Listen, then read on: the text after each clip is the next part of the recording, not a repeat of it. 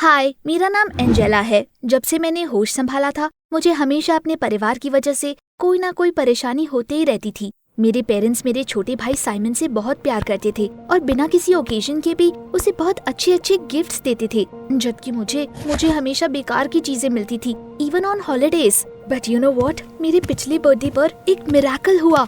मेरे पेरेंट्स ने मेरे लिए एक बर्थडे पार्टी रखी और प्रॉमिस किया कि वो मुझे एक बढ़िया सा सरप्राइज देंगे। मैं अपनी सबसे अच्छी ड्रेस पहनकर नीचे लिविंग रूम में गई और जब मेरे पेरेंट्स ने मुझे एक पिंक बॉक्स पकड़ाया तो मैं तो खुशी से उछल ही पड़ी। मैं महीने भर से उनसे अपने लिए एक यूनिकॉर्न वाला फैब्रिक मांग रही थी ताकि मैं अपने लिए एक हुडी सिल सकूं और फाइनली उन्होंने मेरी बात सुन ली। लेकिन जब मैंने वो बॉक्स खोला तो उसमें कोई कपड़ा नहीं था, बल्कि उसमें कलर्ड पेंसिल्स का सेट था। अब तो हद ही हो चुकी थी। मैंने वो सारे पेंसिल्स फेंक दिए और गुस्से में अपना हाथ टेबल पर मारते हुए कहा, I am sick of it. आप लोग मुझसे इतनी नफरत क्यों करते हो? आप अपने सारे पैसे साइमन पर खर्च कर देते हो और मुझे हमेशा फालतू की चीजें पकड़ा देते हो। शांत हो जाओ बेटा, गेस्ट आ रहे हैं, वो तुम्हारे बारे में क्या सोचेंगे? There it is again. आपको मुझे छोड़कर पूरी दुनिया की फिक्र होती है।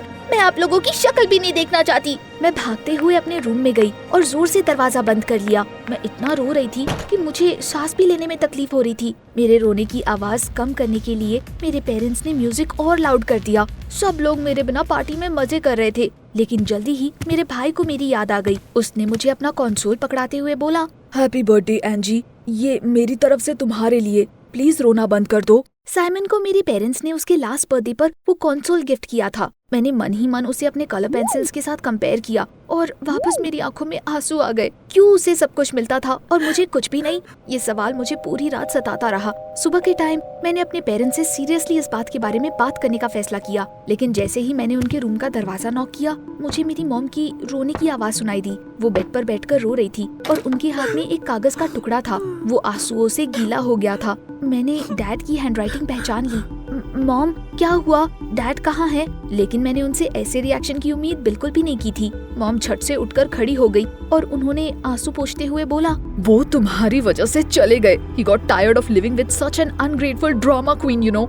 मैं पूरी तरह से शॉक तो थी, लेकिन मुझे बिल्कुल भी गिल्टी फील नहीं हो रहा था क्योंकि डैड इतनी छोटी सी बात के लिए घर छोड़कर बिल्कुल भी नहीं जा सकते। मॉम जरूर मुझसे कुछ छुपा रही थी। मैंने पता करने की कोशिश की कि उस नोट में आखिर ऐसा क्या लिखा है, लेकिन मॉम ने उसे मेरे हाथ से छीन लिया। वो कई दिनों तक रोती रही और उन्होंने मुझ पर या साइमन पर ध्यान देना बिल्कुल बंद ही कर दिया। जल्दी ही हमारा सारा राशन खत्म हो गया और मैंने अपनी मॉम से पैसे मांगे। हमारे पास कोई पैसे नहीं है, मुझे अभी भी जॉब नहीं मिली। तुम्हें अपने लिए कोई जॉब ढूंढ लेनी चाहिए। इंटरनेट पर टीनेजर्स के लिए ढेर सारी वैकेंसीज भरी पड़ी है। आफ्टर ऑल, जो कुछ भी हुआ वो तुम्हारी ही तो गलती थी। I cried all night, clutching my favorite plush SpongeBob in my arms. और फिर सुबह सुबह खाली रेफ्रिजरेटर देखने के बाद मैंने उनकी बात मानने का फैसला कर लिया और एक पार्ट टाइम जॉब ढूंढ ली। इस तरह मेरी नई जिंदगी शुरू हो गई। स्कूल से पहले मैं न्यूज़पेपर्स डिलीवर करती थी और शाम को थोड़े बहुत पैसों के लिए आस पड़ोस के कुत्तों को वॉक पर ले जाती थी। हर दिन मुझे लगभग 20 किलोमीटर पैदल चलना पड़ता था, लेकिन मुझे रात में भी आराम नहीं मिलता था। मेरी मॉम ने अपने नए दोस्तों को घर लाना शुरू कर दिया था। वो सुबह तक पार्टी करते थे और हमें सोने ही नहीं देते थे। मैं अपनी पूरी सैलरी मॉम को दे देती थी, लेकिन ऐसा लग रहा था कि उन्हें जॉब ढूंढने की कोई जल्दी नहीं है, इसलिए हमारे पास पैसों की हमेशा तंगी रहती थी। ऐसे ही 2-3 महीने गुजर गए। उतने टाइम में मॉम अपने डिप्रेशन से बाहर निकल गई। उन्होंने एक एक्सपेंसिव होटल में मेड की जॉब करनी शुरू कर दी। उन्होंने मुस्कुराना भी सीख लिया था और अब मुझ पर गुस्सा भी नहीं होती थी। एक दिन जब मॉम ब्रेकफास्ट के लिए नीचे आई तो वो बहुत ज्यादा खुश लग रही थी और उन्होंने मुझे और साइमन को वॉक पर चलने के लिए बुलाया। हम काफी खुश थे, लेकिन हमें खुश नहीं होना चाहिए था। मॉम हमें एक ट्रेन से घर में ले आई और ये कह के वहाँ से चली गई कि वो 1-2 मिनट में वापस आ जाएंगी। खिड़की से मैंने उन्हें सड़क पर भागते हुए देखा। उसके बाद वो किसी आदमी के साथ उसकी कार में बैठकर वहाँ से चली गई। उस वक्त मुझे इंट्यूशन आ गई थी कि मॉम कभी वापस नहीं आएगी और उसके बाद एक औरत ने हमारे पास आकर ये कंफर्म भी कर दिया, Angela, Simon, welcome to the orphanage बच्चों। वहाँ पर कुछ भी अच्छा नहीं था।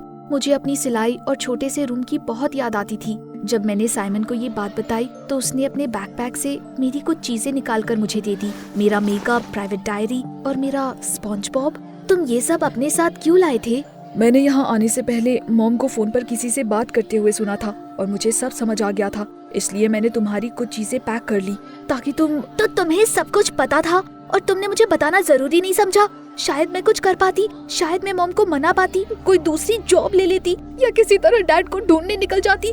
तुम्हारी वजह से हम सब यहाँ पर फंस गए हैं। मैंने अपना सारा गुस्सा साइमन पर निकाल दिया। मैंने उसके आलसीपन के लिए भी उसे खूब डांटा, क्योंकि जब मैं स्कूल और दो जॉब्स की वजह से परेशान थी, तब मेरा भाई सिर्फ खा पीकर पड़ा रहता था और पूरे दिन वीडियो गेम्स खेलता था। साइमन अपसेट था, लेकिन उसने मुझे कुछ नहीं बोला। उसके बाद हमारी ज्यादा बात नहीं होती थी, पर मुझे बहुत ज्यादा दिन ऑर्फनेज में नहीं रहना पड़ा। 2 हफ्ते बाद एक मैरिड कपल वहाँ पर आए। मिस्टर एंड मिसेस बेल मुझे देखते ही खुश हो गए। जल्दी ही वो मुझे अपने साथ अपने घर ले गए। मेरी नई लाइफ बेहद शानदार थी। मेरे पेरेंट्स मुझ पर जान छिड़कते थे। They bought a bunch of expensive clothes and fulfilled all my wishes.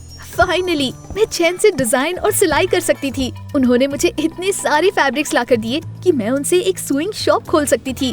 कुल मिलाकर मेरे नए पेरेंट्स मुझे खुश रखने की पूरी कोशिश करते थे और मुझे उनका अटेंशन पाकर बहुत अच्छा भी लगता था। My brother and I had finally switched places. अब मुझे अपने पेरेंट्स से ढेर सारा प्यार मिल रहा था और उससे मुझे तो ये भी नहीं पता कि वो किस हाल में था। However, I soon got tired of gloating. मुझे अपने पेरेंट्स के एक्स्ट्रा केयर की वजह से प्रॉब्लम होने लगी थी। अब मुझे अपने ढेर सारे गिफ्ट से भी खुशी नहीं मिलती थी। मिस्टर एंड मिसेस बेल मेरा हर एक स्टेप कंट्रोल करने की कोशिश करते थे और अपने सवालों से हर वक्त मुझे परेशान करते रहते थे। मुझे अपने उस ऑर्फनेज की बहुत याद आने लगी जहाँ पर कोई मुझ पर ध्यान नहीं देता था। मैंने अपना वो बॉक्स निकाला जो मैं 1 महीने पहले अपने साथ लाई थी। स्पॉन्ज बॉब की वजह से मुझे तुरंत साइमन की याद आ गई। जस्ट इमेजिन, मेरे भाई ने बैग में अपना सामान रखने की बजाय मेरा खिलौना रखा था, वो भी सिर्फ मुझे खुश करने के लिए। मैंने इससे पहले अप्रिशिएट क्यों नहीं किया? मुझे खुद पर शर्म आ रही थी। मैंने किसी तरह अपने पेरेंट्स को मुझे ऑर्फनेज में साइमन से मिलने चलने के लिए राजी कर लिया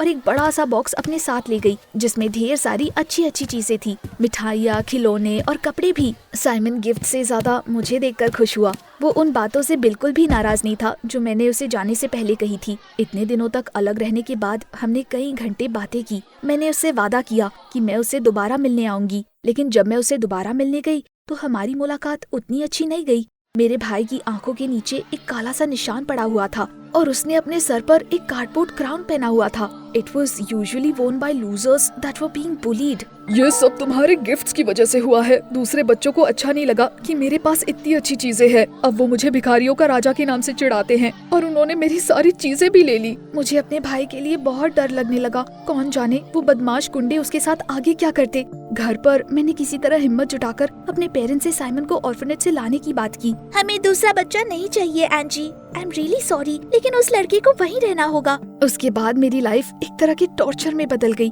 मुझे इस बात का गिल्ट होने लगा कि मैं इतने अच्छे से रहती हूँ और मेरा भाई इतनी मुश्किल में था। मैंने अपने पेरेंट्स को कन्विंस करने की पूरी कोशिश की, लेकिन कोई फायदा नहीं हुआ। आखिर में मैंने हार मान ली। अब मेरे दिल को सिर्फ सिलाई से राहत मिलती थी। मैं पूरे दिन अपने रूम में बैठकर डिजाइन्स और सिलाई पर काम करती थी। एक दिन किसी ने मेरी खिड़की पर नॉक किया। मैंने पर्दा हटाकर देखा तो वहाँ कोई लड़का था। जैसे ही मैंने खिड़की खोली, वो बिना बुलाए अंदर कूदकर तुरंत मेरे रूम में घुस गया और मुझे गले लगाकर बोलने लगा, Anna, I am so happy to see you. इतने साल हो गए, तुम इतने टाइम से कहाँ थी?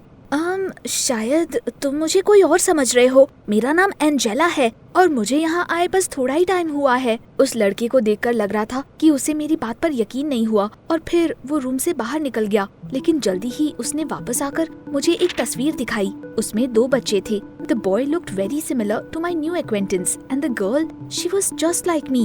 Not only in looks, उसके आउटफिट्स देखकर भी लग रहा था कि उसे भी मेरी तरह कपड़े डिजाइन करने का शौक था। वो पत्तियों, कोन्स और घास से बनी हुई ड्रेस में पोज कर रही थी। हमारी शक्ल कितनी मिलती है, but dude, this is still not me. तो फिर चलो एक दूसरे को जान लेते हैं। I am Archie. मैं यहाँ गर्मियों में अपनी दादी से मिलने आया था। चलो शाम को गार्डन में घूमने चलते हैं। मैं तैयार हो गई और मैंने अपने पेरेंट्स को दिखाने के लिए आर्ची से वो पिक्चर ले ली। उस लड़की को देखते ही मेरे पेरेंट्स सैड हो गए। मॉम ने सर झुकाकर बोला, एना हमारी ही बेटी थी, but she is gone now, इसलिए हमने तुम्हें अडॉप्ट किया क्योंकि तुम बिल्कुल उसकी तरह दिखती हो।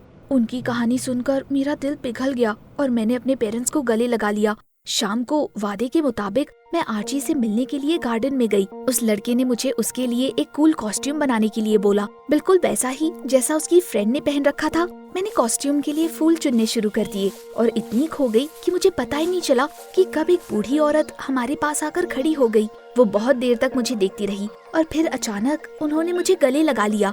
एना sweetie, I missed you so much. Not again. मैंने उन्हें वो सारी बात बताई जो मुझे मेरे पेरेंट्स से पता चली थी। ये किस तरह का बेहुदा मजाक है? मेरी पोती जिंदा है, उसे बस ऑर्फनेज में भेज दिया गया था। मैं अभी उनकी बात समझने की कोशिश कर ही रही थी कि तभी अचानक मेरी मॉम पोर्च पर आ गई और चिल्लाते हुए बोला, एंजेला, तुरंत घर में आओ, उस औरत से बात भी मत करना। घर पर मॉम ने मुझे बताया कि वो कोई पागल औरत है जो सबको अपना पोता या पोती कहती रहती है, इसलिए मुझे उनसे दूर रहना चाहिए। लेकिन ऑनेस्टली मुझे तो ऐसा बिल्कुल भी नहीं लगा। There were too many strange coincidences।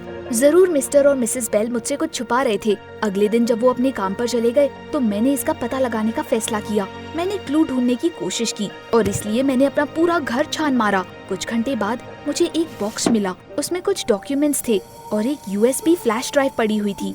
मैंने तुरंत उसे लैपटॉप में प्लग इन किया। उसमें एना एक स्पॉन्ज बॉब के साथ खेल रही थी जो दिखने में बिल्कुल मेरे स्पॉन्ज बॉब जैसा था। मैं अंदर तक कांप उठी। बॉक्स के अंदर मुझे एक और चीज भी मिली जिसकी वजह से मैं दंग रह गई। मेरे DNA टेस्ट का रिजल्ट। इसने मेरा शक यकीन में बदल दिया। मैं मिस्टर एंड मिसेस बेल की अपनी बेटी थी।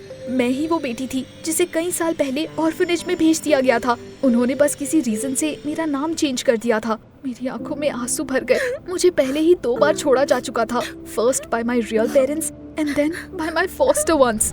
अब मुझे समझ आ गया था कि क्यों वो साइमन से ज्यादा प्यार करते थे। आफ्टर ऑल वो उनका अपना खून था और मैं बस किसी और की बेटी। मुझे उन सब से नफरत हो गई थी और मैंने भागकर अपने भाई के पास वापस जाने का फैसला किया। माना उसके साथ मेरा खून का रिश्ता नहीं था, लेकिन वो अकेला ऐसा था जो सचमुच मुझसे प्यार करता था। उन गद्दारों के साथ एक छत के नीचे रहने से अच्छा था कि मैं ऑर्फनेज में अपने भाई के साथ रहती। मैं अपना सारा सामान पैक करके रोते हुए घर से बाहर निकल गई, लेकिन वो बूढ़ी औरत मेरा पीछा करने लगी। वो बार बार मुझे उसकी बात सुनने के लिए कह रही थी। क्या तुम ये नहीं जानना चाहती कि तुम्हारे फॉस्टर फादर के नोट पे क्या लिखा था? मैं सन रह गई। How did she know about the note? सच कहूँ तो मुझे अभी तक समझ नहीं आया था कि मेरे फॉस्टर पेरेंट्स के साथ क्या हुआ था। मुझे लगा वो सच्चाई जानने का मेरा आखिरी मौका था, इसलिए मैं उनकी बात सुनने के लिए राजी हो गई। मिसेस वेसबर्ग ने मुझे एक इंटरेस्टिंग कहानी सुनाई। तुम्हारे रियल पेरेंट्स लूक और वेरोनिका है। They had you when they were students। उस वक्त उनके पास पैसे की कमी थी। वो लोग आजाद रहना चाहते थे और अपना करियर बनाना चाहते थे। वो अभी बच्चे के लिए तैयार नहीं थे और फिर अचानक तुम्हारे पेरेंट्स को एक बहुत ही अच्छी जॉब का ऑफर मिला और उन्होंने तुम्हें ऑर्फनेज भेजने का फैसला कर लिया। जब मुझे इसका पता चला तो मुझे हार्ट अटैक आ गया। उन्होंने मुझे पूरे 1 महीने तक हॉस्पिटल में रखा। वहाँ से डिस्चार्ज होते ही मैंने गार्डियनशिप के लिए अप्लाई करना शुरू कर दिया, लेकिन तब तक बहुत देर हो चुकी थी। तुम्हें किसी यंग कपल ने अडॉप्ट कर लिया था जिनकी अपनी खुद की कोई औलाद नहीं थी। मैंने किसी तरह उनका एड्रेस पता किया। मैं अक्सर तुम्हारे घर आती थी और तुम्हें बड़ा होते हुए देखती रहती थी।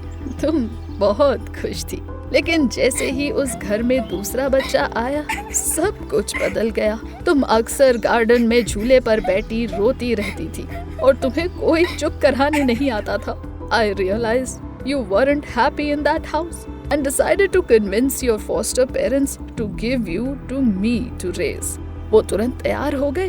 तुम्हारे डैड ने वो नोट लिखकर घर से जाने का नाटक किया जैसे कि हमारे बीच तय हुआ था, लेकिन फिर चीजें प्लान के अकॉर्डिंग नहीं गई। तुम्हारी फॉस्टर मॉम ने तुम्हें और अपने खुद के बेटे को ऑर्फनेज के हवाले कर दिया।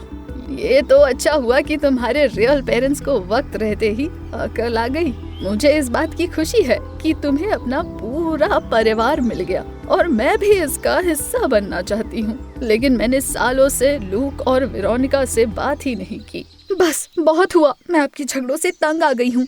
आज तक आप लोगों ने मुझे एक फैमिली से दूसरी फैमिली में फेंकने के सिवा और कुछ भी नहीं किया है।